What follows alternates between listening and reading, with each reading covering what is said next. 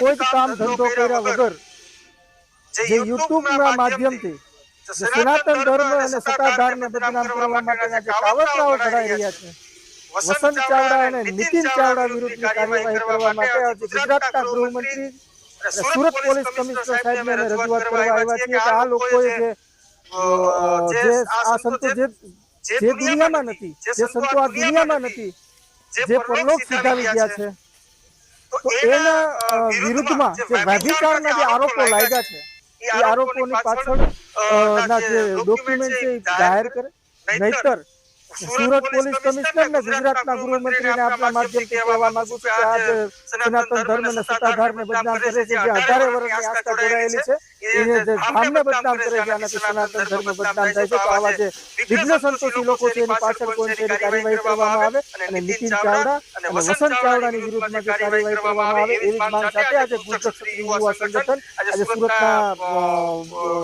Police કમિશનરને ફરિયાદ કરી છે. મજા આવી,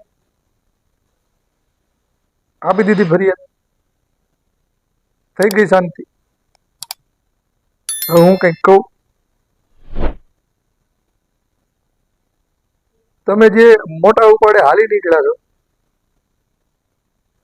કે સનાતન ધર્મને બદનામ કરે, સનાતન ધર્મને બદનામ કરે, આપા ગીગાની જગ્યાને બદનામ કરે, આમાં આડો હાથ ફેરવો તો કઈ આવે? આડું આવે?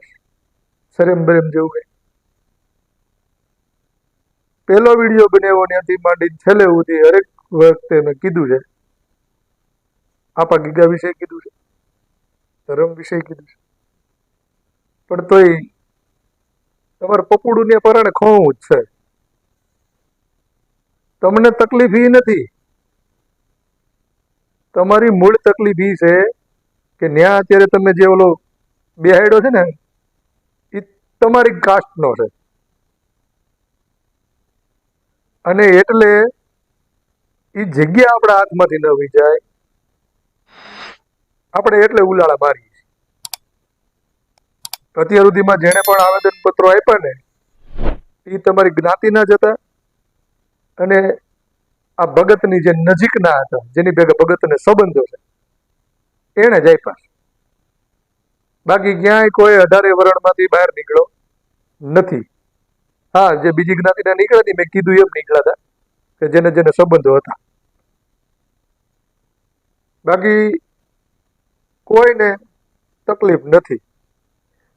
રહી વાત લાગણી દુભાવવાની, તમારી દુભાઈ ને ભાઈ, કેમ કે તમારો ત્યાં અત્યારે તમે જમાવીને બેઠા છો કે હવે આથી આના કાંડ સત્તા કરીને કાઢશે તો પછી જગ્યા આવી જાય હાથમાંથી, બીજો કોક આવીને બેસી જાય તો કે ત્યાં આપણે બાપુજીને લખી નથી દીધું? ત્યાં તો 18 વરણમાંથી ગમે એનો મહંત થઈને ન્યાયનો સેવક થઈ અને બેહે. પણ આપણે તો આ એટલે તકલીફ છે અને એટલે આવેદનો દેવા પડે છે, ફરિયાદો દેવી પડે છે, નકર તો ક્યાં કઈ વાંધો છે. એટલે ભાઈ જે અત્યારે બોલતા હતા ને, તો એને મારે એ કહેવાનું છે કે તને એટલી બધી મારા વાલા તકલીફ હોય તો અમારા જે પ્રશ્નો છે ઈ તું ન્યા જઈને કેને ને કે ઓલી ગણિકા કોણ છે, અત્યારે હતાધર્મથી ગાયબ કેમ છે, તમને 1.5-2 મહિનાના સીસીટીવી દેખાડતા વાંધો શું આવે છે? હમણાં તમારા ઓલા દર્શનભાઈ ચાવડાએ સુરતથી ફોન કરીને કીધું કે નાર્કો ટેસ્ટ કરાવો બાપુનો, તો એમ કહો ને બાપુ તમે એટલા બધા હાસા છો, નાર્કો ટેસ્ટ કરાવી લઈએ હાલો. પણ ના, એવું નહીં કરી. શું કામ કે એવું કરી તો સત્તા થાય અને સત્તાધારમાંથી વયા જાય. તકલીફ ત્યાં છે કે આપણી જ્ઞાતિનો છે ને આપણે માંડા એક જગ્યા મળી છે, વસ્ત હાસવી રાખી, નકામું બધું હાથમાંથી વિયો જાય. એટલે તકલીફ ત્યાં છે. સનાતન ધર્મને આની યાર કાંઈ લેવા દેવા નથી. હા, ધર્મ ની જે વાત કરી રહ્યા છો, ધર્મ 100% સાચું, પણ આમાં ધર્મ બદનામ કરવાની કઈ વાત નથી. વાત વ્યક્તિ સાથે છે.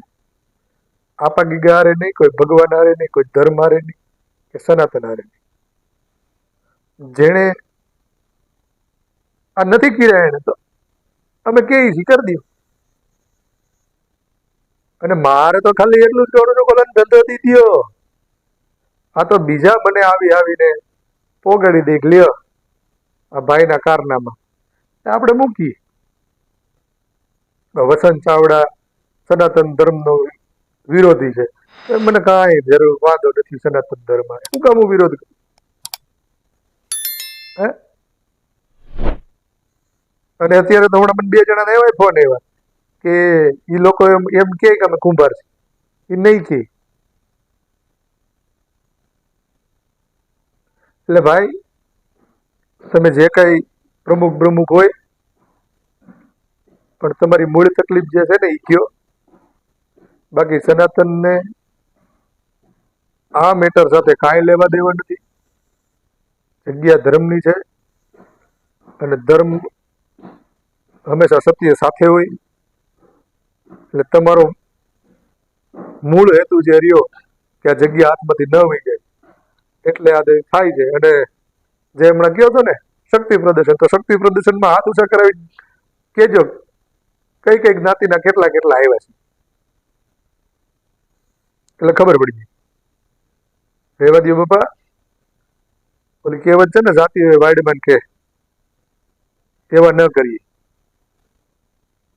એટલે આમાં ધર્મને યારે વાંધો નથી, કેમ કે જ્યાં પાખંડીઓ ખુલ્લા પડતા હોય ને ત્યાં ધર્મ ને વાંધો ક્યારેય ન હોય.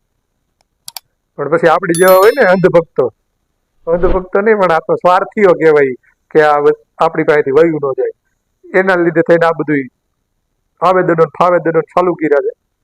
બાકી બીજું કાંઈ છે નહીં. આપી દીધી ફરિયાદ, મજા આવી ગઈ.